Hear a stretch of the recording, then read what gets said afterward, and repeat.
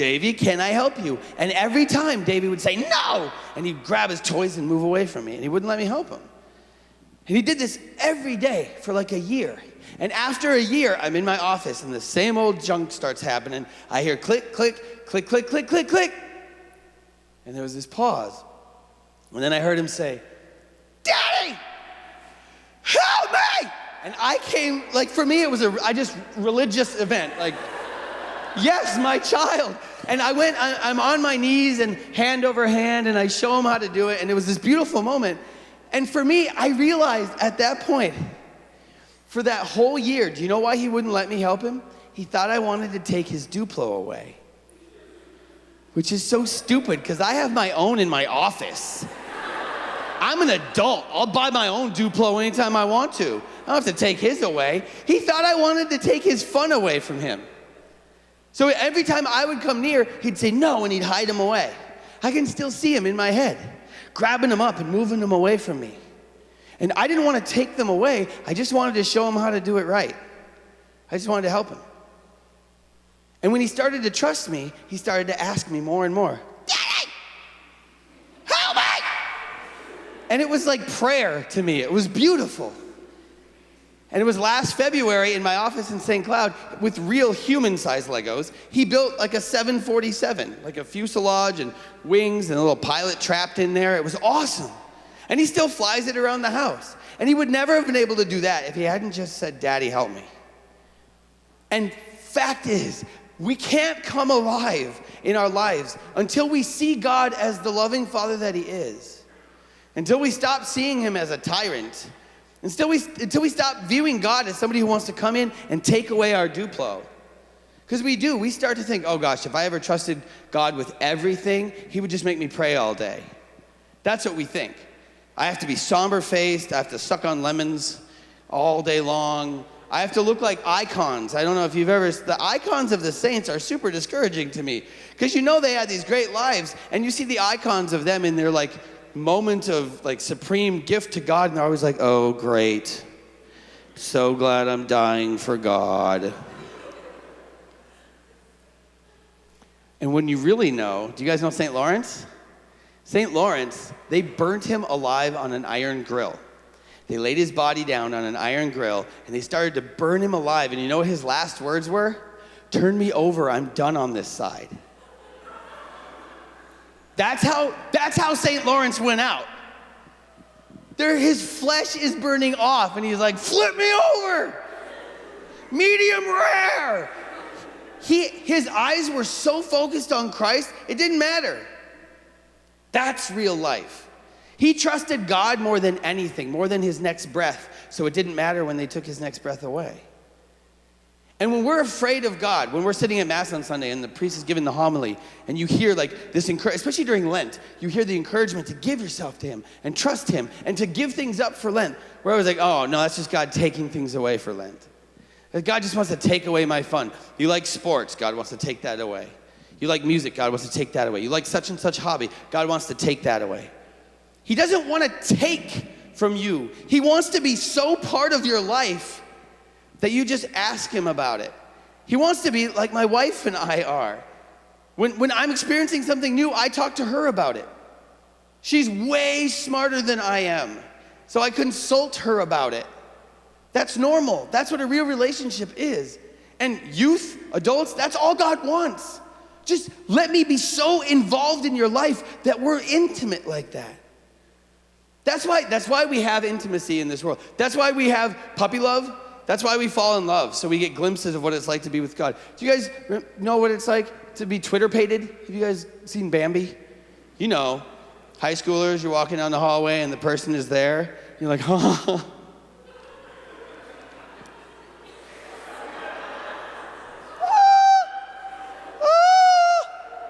And they're like, hi, and you're like, that's all I got. That's all I got. I don't know what else. That feeling and married people, you remember it at least, where you met the person. I know. Now if you did that, they'd be like, what's your problem? Are you choking? And then you.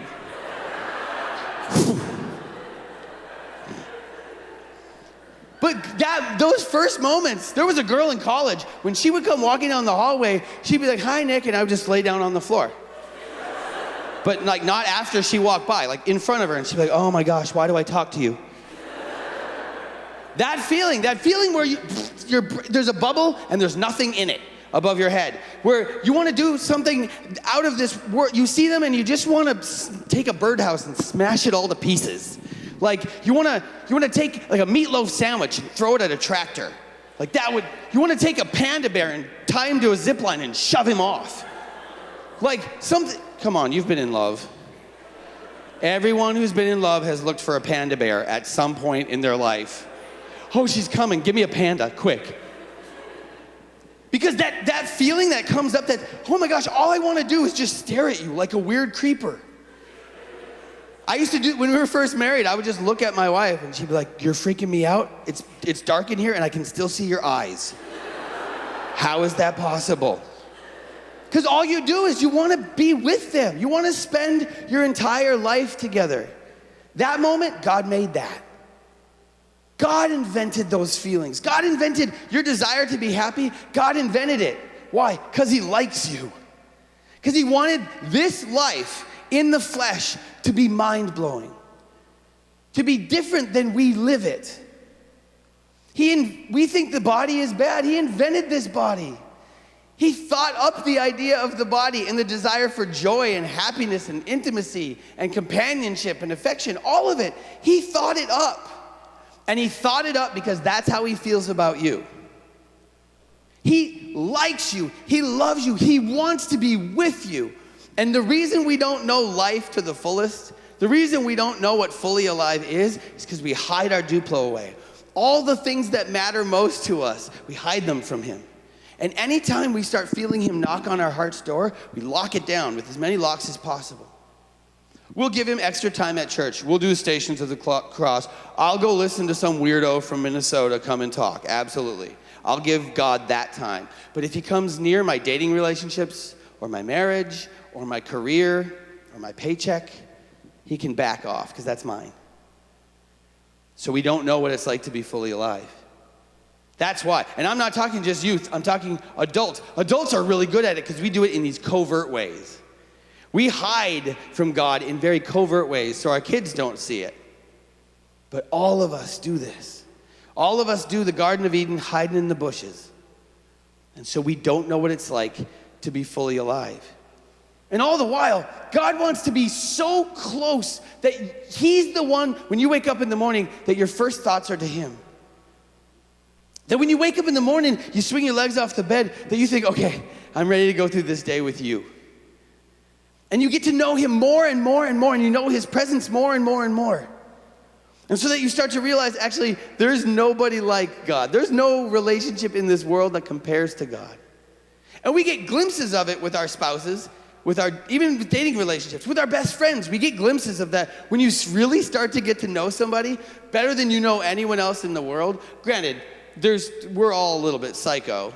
So it's creepy when you get to really know somebody and you move past that. Like my wife, she's a psycho. And I have permission to say that. I purposely got permission because if I didn't, she'd be mad because she's a psycho.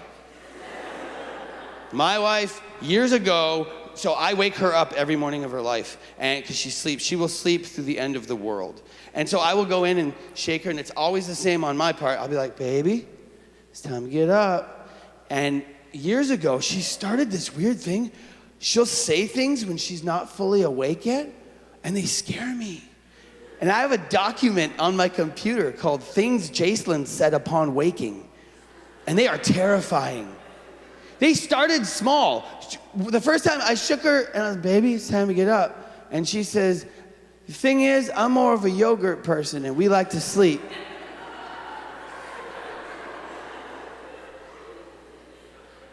No, I can't fight with that logic. All right. One time I shook her, I said, baby, it's time to get up. She said, get me a spatula. She had a spatula week because later in the week I shook her. I said, baby, it's time to get up. And she said, the thing about spatulas is you need them. And then she went back to sleep. These are real. I'm not making it up. This last spring, baby, it's time to get up. And she said, wait, You're going to get me a cardboard brontosaurus. I'm going to ride him to the bathroom. That's an actual sentence. But the most terrifying of my whole life, it was early morning. Baby, it's time to get up. She rolled over and looked me in the eye, and she said, all hatred will be spread through you.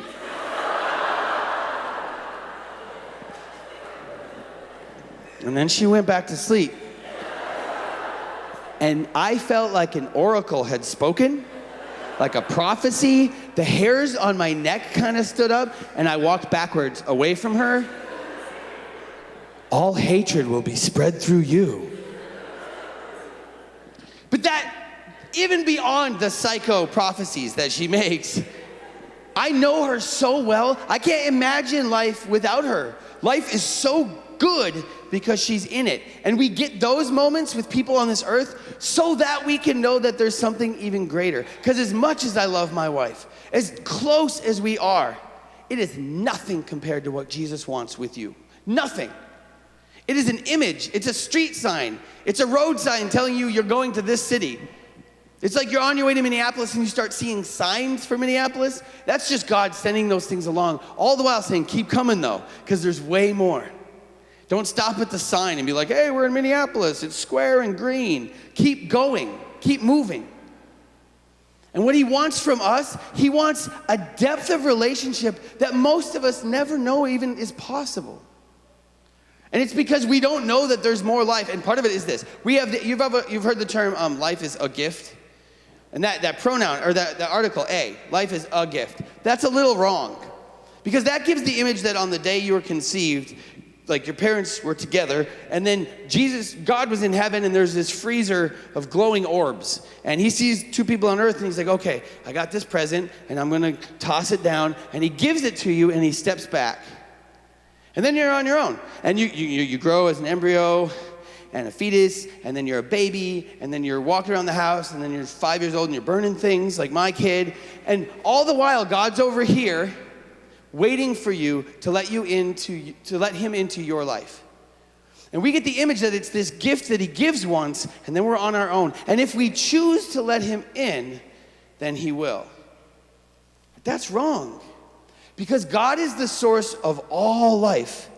And as far as I can tell, everyone in here is alive right now. For the most part. Dylan's scaring me a little bit there. Every second of your life that has been considered life has been from God. So it's not like he gave you something and stepped back. You can't live apart from him. Your heart doesn't beat apart from him. So it's more like this. Life isn't a gift. Life is just gift. Constant gift. I don't know how they do it here in Rice Lake, but in Minnesota, in northern Minnesota, on our one hot day of the summer, they would open up a fire hydrant. Did they ever do that in town? Open up the fire hydrant? It's just this horizontal beam of pain. And I was 10. Has anyone ever jumped through an open fire hydrant?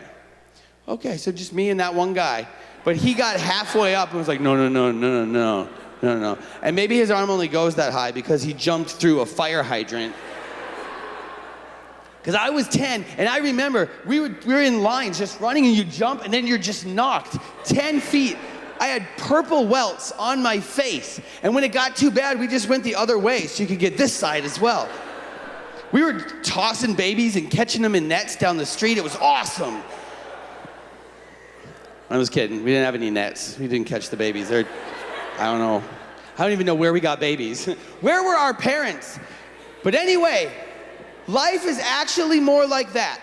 Truthfully, though, if you think about it, the day you were conceived, God opened up a fire hydrant from himself. He just opened it up, and he took little old you, embryo, and just dropped you on it, and you were alive. And every second of your life, every heartbeat, you woke up this morning, you had 23,000 breaths ahead of you.